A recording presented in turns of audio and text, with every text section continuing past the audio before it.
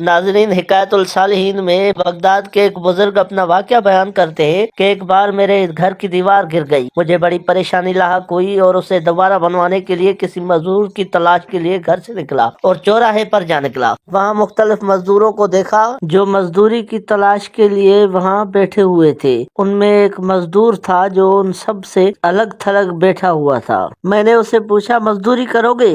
نوجوان نے کہا، ہاں۔ میں نے کہا، گارے کا کام کرنا ہوگا۔ نوجوان کہنے لگا، ٹھیک ہے، میری 3 شرطیں ہیں، اگر تمہیں منظور ہو تو میں کام کرنے کے لیے تیار ہوں۔ پہلی شرط یہ ہے کہ تم میری مزدوری پوری ادا کرو گے، دوسری شرط یہ ہے کہ تم مجھ سے میرے طاقت اور صحت کے مطابق کام لو گے، اور تیسری شرط یہ ہے کہ نماز کے وقت مجھے نماز ادا کرنے سے نہیں روکو گے۔ میں نے یہ تینوں شرطیں قبول کر لی اور اس کے ساتھ لے کر گھر آ گیا۔ میں نے جہاں اسے کام بتایا اور کسی ضروری کام سے میں باہر چلا گیا۔ جب میں شام کے وقت واپس آیا تو دیکھا اس نے عام مزدوروں سے دگنا کام کیا تھا۔ میں نے بخوشی اس کی اجرت اسے عطا کی اور وہ چلا گیا۔ دوسرے دن میں اس نوجوان کی تلاش میں دوبارہ اس چوراہے پر گیا، لیکن وہ مجھے نظر نہیں آیا۔ میں نے دوسرے مزدوروں سے اس کے بارے میں دریافت کیا تو انہوں نے بتایا کہ وہ ہفتے میں صرف 1 دن مزدوری کرتا ہے، باقی دن اللہ تعالیٰ کی عبادت میں گزارتا ہے۔ یہ سن کر میں سمجھ گیا کہ وہ عام مزدور نہیں بلکہ کوئی خاص آدمی ہے۔ میں نے ان سے اس کا پتہ معلوم کیا اور اس جگہ پہنچا اور دیکھا کہ وہ نوجوان زمین پر لیٹا ہوا ہے اور اسے سخت بخار ہے۔ میں نے اسے کہا، میرے بھائی، تو یہاں اجنبی ہے، تنہا ہے اور پھر بیمار بھی ہے، اگر پسند کرو تو میرے گھر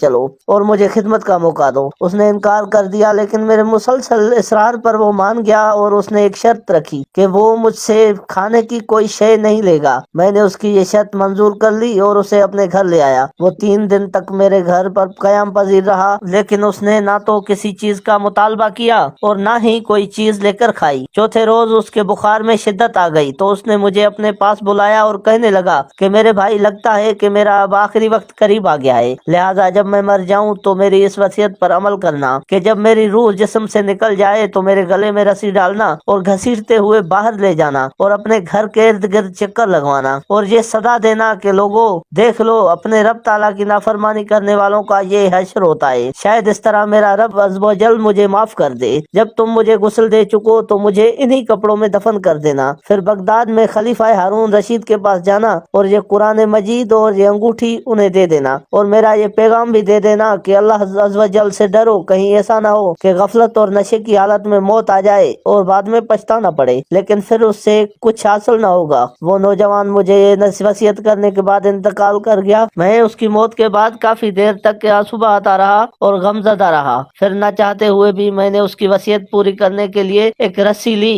اور اس کی گردن میں ڈالنے کا قصد کیا تو کمرے کے کونے سے ندا آئی کہ اس کے گلے میں رسی مت ڈالنا۔ یہ آواز سن کر میرے بدن پر کپ کپ کی سی طاری ہو گئی۔ یہ سنتے کے بعد میں نے اس کے پاؤں کو بوسا دیا اور اس کے کفن و دفن کا انتظام کرنے چلا گیا۔ اس کی تدفین سے فارغ ہونے کے بعد میں اس کا قرآن پاک اور انگوٹھی لے کر خلیفہ کے محل کی جانب روانہ ہو گیا۔ وہاں جا کر اس نوجوان کا واقعہ ایک کاغذ پر لکھا اور محل کے داروغہ سے اس سلسلے میں بات کرنا چاہی اور اس نے مجھے جھڑک دیا اور اندر جانے کی اجازت دینے کے بجائے اپنے پاس بٹھا لیا۔ آخر کار خلیفہ نے مجھے اپنے دربار میں طلب کیا اور کہنے لگا کہ کیا میں اتنا ظالم ہوں کہ مجھ سے براہ راست بات کرنے کے بجائے رقیہ کا سہارا لیا؟ میں نے عرض کیا کہ اللہ تعالیٰ آپ کا اقبال بلند کرے، میں کسی ظلم کی فریاد لے کر نہیں آیا، ایک پیغام لے کر حاضر ہوا ہوں۔ خلیفہ نے اس پیغام کے بارے میں دریافت کیا تو میں نے وہ قرآن مجید اور انگوٹھی نکال کر اس کے سامنے رکھ دی۔ خلیفہ نے ان چیزوں کو دیکھتے ہی کہا، یہ چیزیں تجھے کس نے دی ہیں؟ میں نے عرض کی کہ ایک گارا بنانے والے مزدور نے۔ خلیفہ نے ان الفاظ کو 3 بار دہرایا، گارا بنانے والا، گارا بنانے والا، گارا بنانے والا، اور رو پڑا۔ کافی دیر رونے کے بعد مجھ سے پوچھا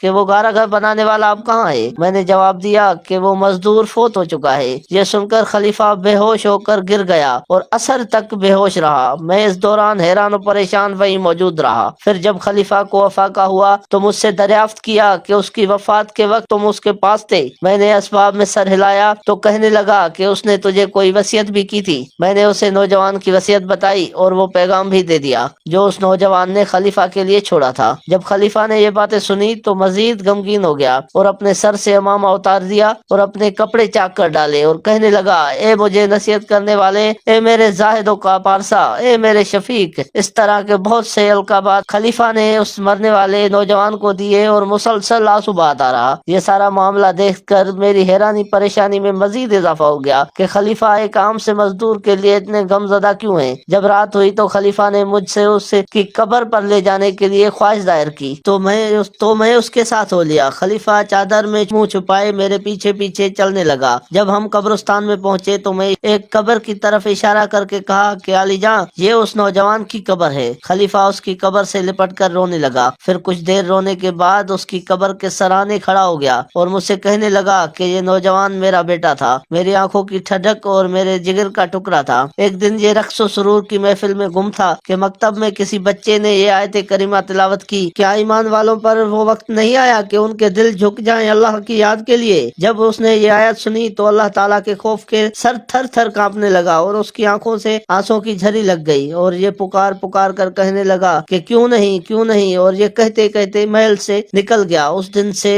کے بارے میں کوئی خبر نہ ملی یہاں تک کہ آج تم نے اس کی وفات کی خبر دی ہے۔ اللہ اکبر! ایک آیت کا اثر اور یہاں بڑے بڑے عالم بنے پھرتے ہیں اور عمل بالکل نہیں۔ یہ تھی خلیفہ ہارون رشید کے بیٹے کی اصل کہانی۔ اللہ سے دعا ہے کہ اللہ تعالیٰ موت سے پہلے ہمیں موت کی تیاری کرنے کی توفیق عطا فرمائے، آمین۔ دوستو، اگر یہ ویڈیو پسند آئی ہو تو شیئر ضرور کیجیے گا۔ آنے والی ویڈیو تک اپنے میزبان کو دیجیے اجازت۔ اللہ